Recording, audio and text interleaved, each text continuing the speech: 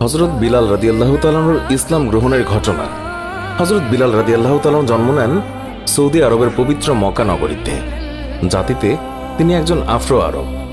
পিতার নাম রাবাহ আর মায়ের নাম হামামা। তার পিতা একজন কৃতদাস হলেও মা হামামা ছিলেন শাহজাদি।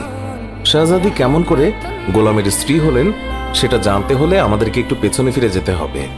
মধুর আজানের ধ্বনিতে সমগ্র ধর্মপ্রাণ মুসলিমদের হৃদয়ে আকুল হয়।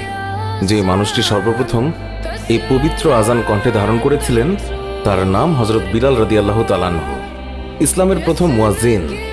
আজ আমরা তার জীবন কাহিনী জানব ইসলামের জন্য আমৃত্যু লড়াই করে যাওয়া এক সাহসী যোদ্ধার কথা।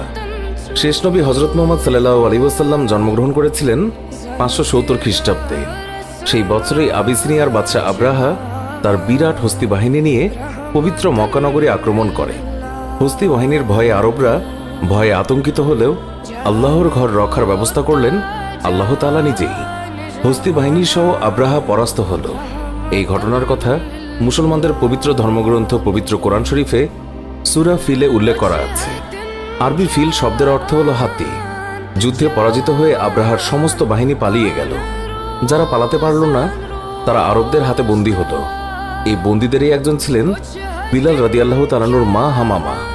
হামামা ছিলেন স্বয়ং বাদশাহ আব্রাহার ভাতিজি, কিন্তু ভাগ্যের ফিরে হলেন দাসী। সম্ভ্রান্ত কুরাইশ বংশের এক ব্যক্তি খালফের ঘরে তার স্থান হলো বাদী হিসেবে। সেখানে আবিসিনিয়ার আরেক দাস রাবাহ কাজ করত। তাদের বিয়ে হয় এবং তাদের ঘরেই জন্ম নেয় ইসলামের একনিষ্ঠ কাণ্ডারি হযরত বিলাল রাদিয়াল্লাহু তাআলা আনহু।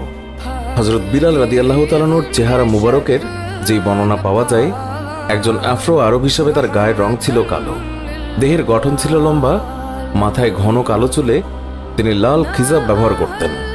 বাবা মায়ের স্নেহের ছায়ায় শিশু বিলাল তিনি বড় হচ্ছিলেন। হঠাৎ করে বিলালকে এতিম করে তার মা বাবা পাড়ি জমান না ফেরার দেশে। এর আগে বিলালকে রেখে যান মনিফ খালফের কাছে। একজন কৃতদাসের ছেলে হিসেবে তাকেও কৃতদাস হতে হলো। বিলাল সেইভাবেই চলছিলেন। একদিন মারা গেলেন খালফ। মনিফ হলেন খালফের পুত্র উমাইয়া। উমাইয়া ছিলেন নির্মম। বিলালের উপর নেমে আসলো এক অকথ্য নির্যাতন। কিশোর বিলালের কাজে এতটুকু ভুল ত্রুটি পেলেই তাকে অমানবিক নির্যাতন চালাতো উমাইয়া। জুলুম আর অত্যাচারের মাত্রা বেড়ে গেল আম্মারও। তারই মতো একজন হতভাগ্য কৃতদাস আম্মার পরে নবী সাল্লাল্লাহু আলাইহি ওয়াসাল্লামের সাহাবাদের একজন হয়ে ওঠেন এবং তার হাতে স্থাপিত হয় ইসলামের প্রথম মসজিদের ভিত্তিপ্রস্তর। আম্মারের কাছে বিলাল রাদিয়াল্লাহু তাআলা আনহু শুনলেন মহানবী সাল্লাল্লাহু আলাইহি ওয়াসাল্লামের নাম। দুজনেই সিদ্ধান্ত নিলেন ইসলাম গ্রহণ করবেন। একসময় সেটি করেও ফেললেন।